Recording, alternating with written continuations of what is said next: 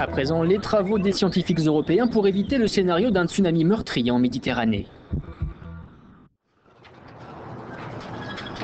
Encore une belle journée sur la côte qui borde Fethiye dans le sud de la Turquie. Pourtant, sous ces eaux calmes, l'activité sismique est constante depuis des milliers d'années. 2 ans après le tsunami qui a fait au moins 230 000 morts et dévasté le sud-est de l'Asie, les scientifiques européens mettent en garde. Un scénario similaire peut se produire sur les côtes européennes. Cette région, dans l'est de la Méditerranée, est la plus vulnérable.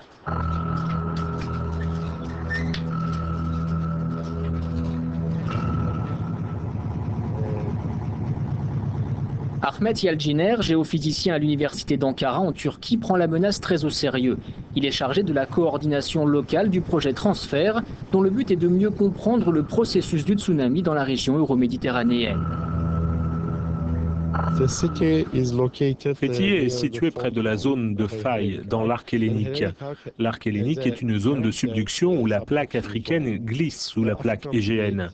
Nous avons établi plusieurs points communs entre cet arc hellénique et l'arc de la Sonde près de Sumatra, qui a provoqué le tsunami de 2004 dans le sud-est de l'Asie.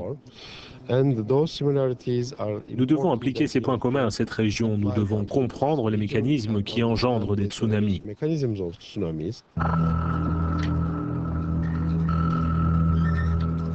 Le projet Transfert doit analyser tous les tsunamis qui affectent les côtes européennes. Cela va nous aider à comprendre ces mécanismes qui engendrent des tsunamis, leur propagation et comment ils touchent les côtes.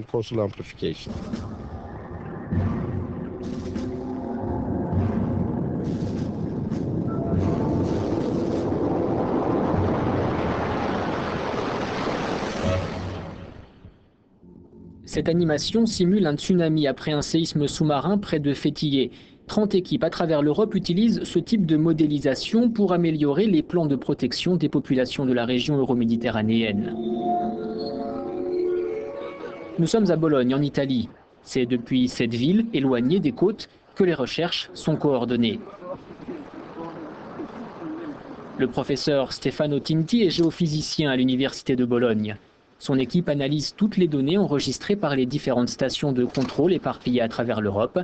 Ils espèrent que leurs travaux permettront de mettre en place un système d'alerte au tsunami qui, dans l'idéal, permettrait de prévenir les populations dans un délai de 20 minutes. Des tsunamis se sont déjà produits en Méditerranée par le passé. Il va donc y en avoir d'autres dans le futur. Mais aujourd'hui, nous n'avons aucun moyen de protéger les populations d'un raz-de-marée. La seule solution, c'est de créer un système d'alerte au tsunami pour la Méditerranée, semblable à celui qui existe déjà pour le Pacifique et celui qui est actuellement mis en place dans l'océan Indien.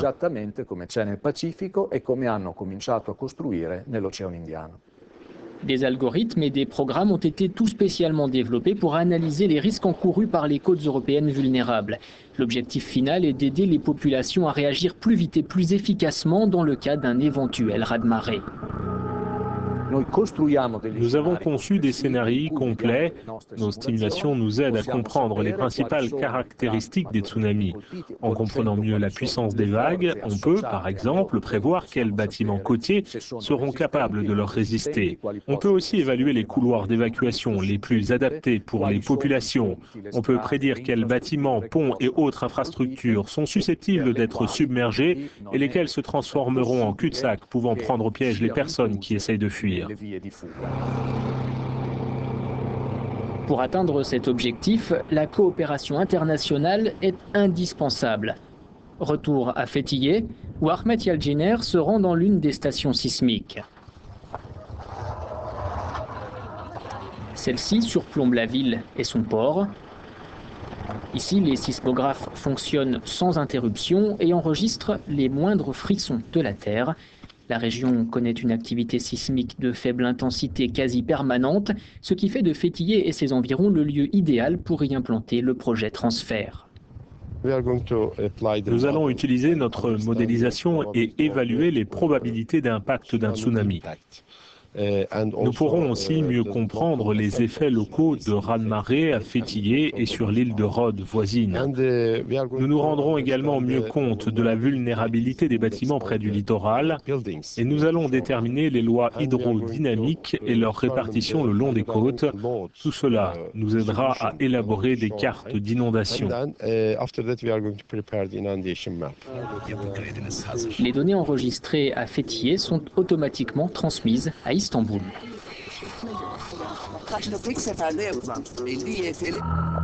À cheval sur le détroit du Bosphore, Istanbul matérialise le pont entre l'Europe et l'Asie. L'histoire de cette ville est liée au séisme et donc également, en théorie, au tsunami. À l'observatoire de Kandilli, Mustafa Erdik et son équipe rassemblent les données sismiques dans le cadre d'un autre projet européen, SAFER. Les scientifiques espèrent voir leurs travaux déboucher sur un système d'alerte garantissant la protection des civils.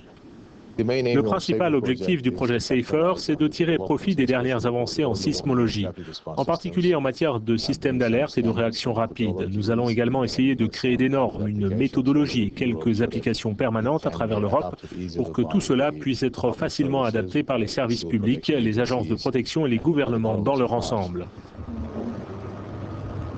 Toujours est-il que la plupart des experts en tsunami et en séisme, à l'instar de Mustafa Erdik, insistent sur un point.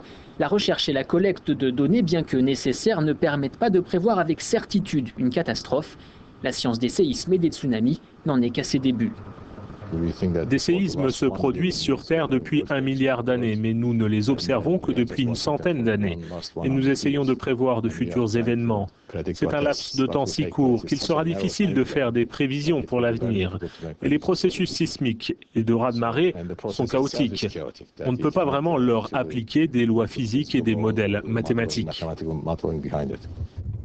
Néanmoins, les chercheurs s'accordent à dire qu'informer les populations est vital pour éviter des massacres à grande échelle. Le tsunami de 2004 leur a permis de tirer quelques enseignements, notamment sur l'extrême importance d'informer correctement les populations côtières très exposées. Il y a l'exemple de l'île Simulu. L'épicentre du séisme se trouvait à seulement 50 km de cette île de 80 000 habitants. Pourtant, 8 personnes seulement ont été tuées. La raison, c'est qu'ils avaient déjà été frappés par un tsunami en 1907. Ils avaient compris qu'après un séisme, les eaux de l'océan submergeaient le littoral. Donc si les gens connaissent les informations rudimentaires à propos des tsunamis, ils peuvent plus facilement se mettre à l'abri. En affrontant ensemble la menace posée par les tsunamis, les scientifiques européens espèrent pouvoir donner quelques minutes, quelques secondes de plus aux habitants pour se protéger, au cas où une mer calme, comme celle-ci, se transformerait soudain en vague géante destructrice.